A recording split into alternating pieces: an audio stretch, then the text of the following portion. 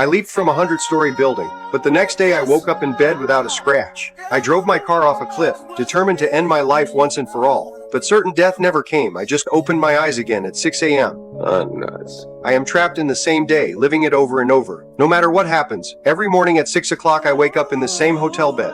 Everything that happens, everyone I meet, it is all exactly the same as yesterday. My name is Phil. I am an arrogant weatherman. Every day I stand in front of a green screen doing the same routine. On this particular day, we traveled to Punxsutawney to cover Groundhog Day, where locals use a groundhog to predict when spring will arrive. Little did I know this assignment would change my fate forever. The next morning at 6, the radio alarm went off right on schedule, announcing that today was the much anticipated Groundhog Day. All I wanted was to finish the job and get out of there. The moment I stepped out of my room, a stranger stopped me and asked me to guess when spring would start this year. I brushed him off with some half-hearted response and headed downstairs. When the enthusiastic hotel owner greeted me in the lobby, I impatiently turned and walked away. I had no idea that everything I was experiencing that day would repeat itself for over 30 years. Out on the street, I spotted a homeless man. Pretending to search for my wallet, I walked right past him. Just then, an old high school classmate called out to me. I sell insurance. What a shock! Do you have life insurance? Because if you do, you could always use a little more. Am I right or am I right or am I right? Right.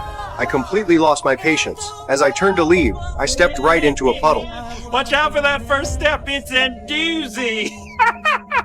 At the event site, I quickly wrapped up the boring segment, but just as we're driving out of here, we ran into a blizzard. Furious, I got out and asked a cop what was going on. The answer, road closure.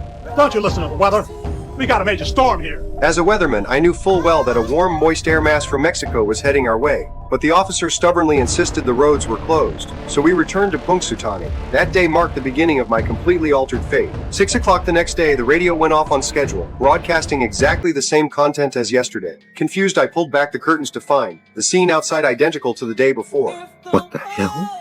I got dressed and stepped outside, and that same stranger asked me the exact same question. I think this guy's messing with me, so I furiously pinned him against the wall, but his panicked expression didn't look like he was lying. I get downstairs, the hotel owner was just as cheerful as before. Did you sleep well, Mr. Connors? Did I sleep well? Would you like some coffee? Yes, please. To get to the bottom of this, I retraced yesterday's route. It is still that homeless guy asking for money, still that old classmate selling insurance. Everything they say is word for word the same as yesterday. I went to the site to tell Rita what was happening, but just like yesterday, she only cared about the live broadcast. I had no choice but to force a smile for the camera. Facing this endless repetition, I threw down the microphone and left before the segment even ended. I snapped a pencil in half and placed it next to the radio. To